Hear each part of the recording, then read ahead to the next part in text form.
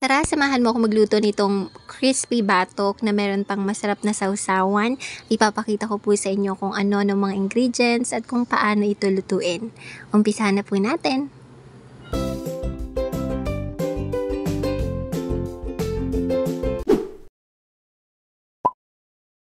Sa isang kaldero ay maglagay po tayo ng katamtamang dami ng cooking oil, tapos maglagay po tayo ng mga pampalasa kagaya nitong bawang. Maglalagay din po tayo ng black pepper. Damihan natin as much as we can. And syempre ilalagay natin itong ating batok. So itong batok na to, pork batok, ang perfect na part ng pork para sa ganitong klase ng recipe. So isa-isahin lang po natin ilagay yan. Tapos syempre kapag nailagay na natin lahat ay hihintayin natin itong kumulo at syempre titingnan natin kapag malambot na, then pwede na siya. Maximum of at least 30 minutes to 45 minutes. Kung hindi pa malambot, edi hintayin natin at least 1 hour para palambutin ito. At syempre hindi mawawala ang katamtamang dami ng asin, pampalasa. After a few minutes, ganyan na yung itsura niya. Kumukulo na siya. So, pwede na po natin siyang i-transfer. Ganito na ang itsura nating pork batok. Siyempre, ilalagay natin siya sa strainer para tumulo yung katas niya. At ipa-try din po natin ito bago prituhin. So, buksan po natin ang kalan at iset ito sa medium fire. Maglagay po tayo ng katamtamang dami ng cooking oil. Actually, maraming cooking oil yung kailangan natin dito. Kasi mas maganda kung lumulutang siya para talaga namang pantay-pantay ang kanyang kulay. Dahil nga mainit na yung mantika natin, isa-isahin na natin siyang prituhin. So, ayan. At syempre, papakiramdaman natin kapag golden brown na, then pwede na natin i-flip.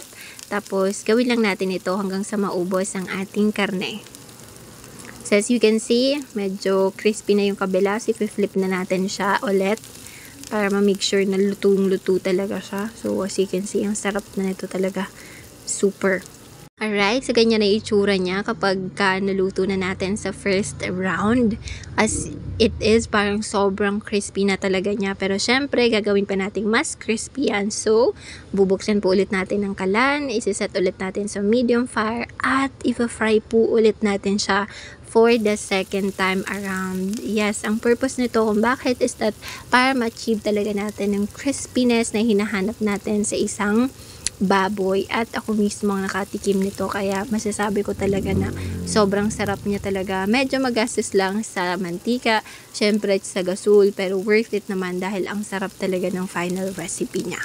Let's skip to the good part na. Dito na tayo sa part kung saan i-flip na natin yung kabilang side nitong piniprito natin. At dahil after a few minutes luto na siya, syempre ilalagay na ulit natin siya sa strainer. Kaya siya nasa strainer para naman tumulo yung natitirang mantika niya, kasi mamantika talaga tong putok batok natin, pero sobrang sarap niya talaga. Perfect na perfect tong kapares ng mainit na kanin. At syempre kung gusto niyo namang gawing pulutan to kung umiinom kayo, ay naku, perfect talaga. Pero syempre moderate lang ang kain, lalong lalo na sa mga merong sakit dyan at sa mga senior citizen, kasi naku, masama kapag nasobrahan tayong kumain nito. So papakita ko lang kung paano natin ito i-slice ng katamtamang hiwa lang, ganyan. O, diba, napapansin nyo ba, ang crispy niya, medyo mahirap siyang hiwain dahil nga sa crispiness niya, pero ay nako, worth it talaga yung lasa nito. Try nyo, comment nyo sa baba kung ano yung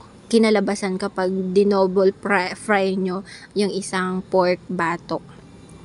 Sana nagustuhan nyo po itong recipe natin. And there you have it. Here is the final recipe. Sana po nagustuhan ninyo.